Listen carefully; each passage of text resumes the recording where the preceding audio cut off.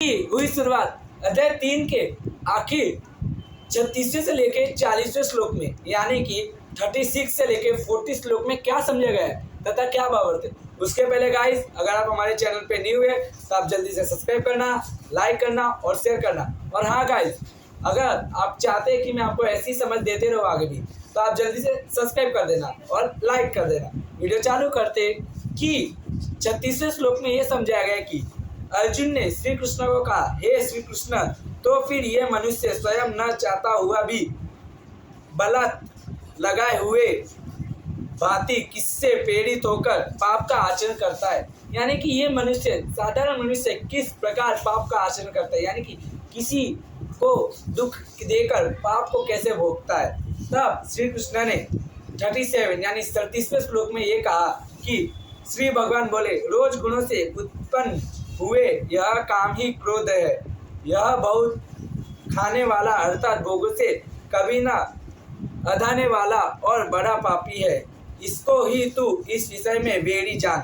यानी कि रोज गुण, यानी कि जो रोज गुण का यानी काम क्रोध, यानी कि जो क्रोध करते हैं ज़्यादातर, उनको पाप में भोगना पड़ता है। यानी कि अर्थात खा जाने वाला, यानी कि जो ज़्यादा खाते वो स्वयं पापी हो जाते हैं, यानी कि स्वयं पाप को खाते हैं। तथा 38 यानी कि 38वें श्लोक में ये कहा गया है कि जिस प्रकार गुस्से से अग्नि और मल से दर्पण ढक जाता है, वैसे ही जिस प्रकार जड़ से गर्भ तक ढका रहता है, वैसे ही उस काम के द्वारा यह ज्ञान ढक जाता है। यानी कि जो मनुष्य कुछ गलत करके उसको छुपाने चला जाता है, यानी कि अगर आपने कोई दुष्कर्म किया है, अगर आप उसके पीछे उसको कुछ छुपाने जा रहे, तो आपसे बड़ा पापी और कोई नहीं है। इसलिए गाइस, कभी भी अपने माता पिता से तथा अपने से जो वडील है, यानी अपने से जो बड़े, उनसे आपको सच्ची बोलना चाहिए। क्योंकि अगर आप एक झूठ बोलेंगे तो आप एक झूठ के कारण फिर 100 झूठ बोलना सीख जाएंगे।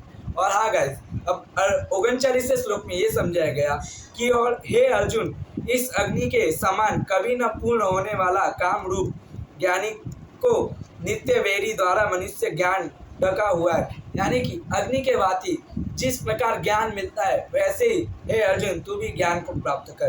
तथा 40वें श्लोक में ये समझा गया है कि इंद्रिय, मन और बुद्धि ये सब इसके वास्तन कहे जाते हैं। यह काम इन मन, बुद्धि और इंद्रियों के द्वारा ही ज्ञान को आच्छादित कर जीवात्मा को मोहित करता है। यानी कि जो अपनी इंद्रियां है, मन है तथा बुद्धि है, ये तीन नित्य वस्तु के द्वारा ही आदमी मोह के पास जाता है, यानी कि मोह की तरफ खींचा चला जाता है। और हाँ गाइस, अब अगर आप चाहे तो आप सब्सक्राइब कर सकते हैं और लाइक भी कर सकते हैं। और हाँ गाइस, अगर आप ये पूरा वीडियो देखे हो तो हाँ, आप कमेंट में जय श्री श्याम और जय श्री राम लिख के जाना गाइस, क्योंकि आपने पूरा वीडियो देखा है गाइस।